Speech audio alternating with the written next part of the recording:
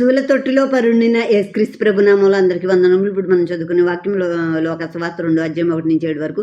ఆ దినముల్లో సర్వలోకమునకు ప్రజాసంఖ్య వ్రాయవలనని కైసారు ఐగుస్తు వలన ఆజ్ఞాయను.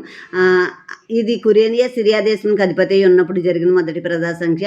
అందరూ ఆ సంఖ్యలో వ్రాయబట్టుకు తమ తమ పట్టణములకు వెళ్ళి యేసేపు దావీదు వంశంలోని గోత్రంలోని పుట్టినవాడు కనుక తనకు భారీగా ప్రదానం చేయబడి గర్భవతి ఉండిన మరియతో కూడా ఆ సంఖ్యలో వ్రాయబడ్డాడు. గలిలయలోని నజరేతు నుండి యోదయలోని బెత్లెహేము అనబడిన దావీదు ఊరికి వెళ్ళాను. వారు అక్కడ ఉన్నప్పుడు ఆమె ప్రసవ దినములు నిండిన కనుక తన తొలిసూలు కుమారునికని పొత్తిగుడ్డలతో చుట్టి సత్రంలో వారికి స్థలం లేనందున ఆయన్ను పశువుల తొట్టులో పరుండబెట్టాను.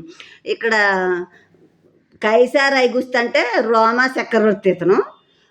సర్వలోకానికి ప్రజాసంఖ్య జనాభా లెక్కలు రాయించుకోవాలి. వాళ్ళ పూర్వీకుల ఊర్లకి వెళ్ళి వాళ్ళ పితరుల ఊర్లకి వెళ్ళి వాళ్ళు ఫస్ట్ అసలు ఎక్కడుండేవారు అక్కడికి వెళ్ళిపోయి మీరు ప్రజాసంఖ్య రాయించుకోవాలన్నప్పుడు అందరూ తమ తమ పట్టణాలకు తమ తమ ఊర్లకు వెళ్ళిపోయారు.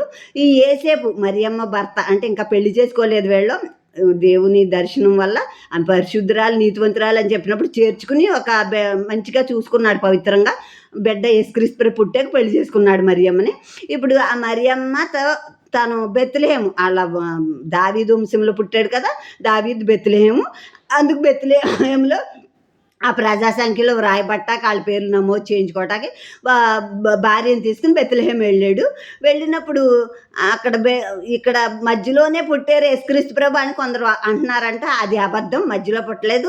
వాళ్ళు అక్కడ ఉండగానే ఆమె ప్రసవ దినములు నిండినాయి. అంటే ఇప్పుడు బెత్లెహేములో పుట్టాలనే ప్రవచనం అన్నమాట. మేక 5:2 బెత్లెహేము ఎఫ్రాతా, నువ్వు యోధా ప్రధానులు ఎంత మాత్రం అల్పమైందాను కాదు, నా కోసం నా ప్రజలను ఏలువాడు నీలోండే వచ్చును అని ప్రవచనం ఉంది. అంటే బెత్లెహేములోనే పుట్టాలి యేసుక్రీస్తు ప్రభు. ప్రజలను ఏలే యేసుక్రీస్తు ప్రభు బెత్లెహేములో పుట్టాలి. కాబట్టి బెత్లెహేము ఆ సమయంలో ప్రజాసంఖ్య రాయటం, ఆ సమయంలో బెత్లెహేము వెళ్ళటం, ఇవన్నీ దేవుడు జరిగించిన ఒక కార్యం అన్నమాట ఇది.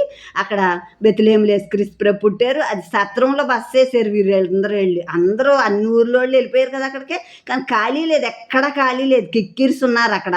కనుక ఆ ఖాళీ లేక యేసుక్రీస్తు ప్రభు పుట్టాక ఆ పశువుల తొట్టులో యేసుక్రీస్తు ప్రభుని పరుండబెట్టారనమాట. విశ్వమంతయు నేలు విశ్వాధిపతి వయ్యు పస్వాళి దొట్టిలో పండియుంటివి నీవు కొనియాడతరమా నిను కోమల హృదయ కొనియాడతరమా నిను. విశ్వమంతా ఏలే దేవుడి పశువుల తొట్టులో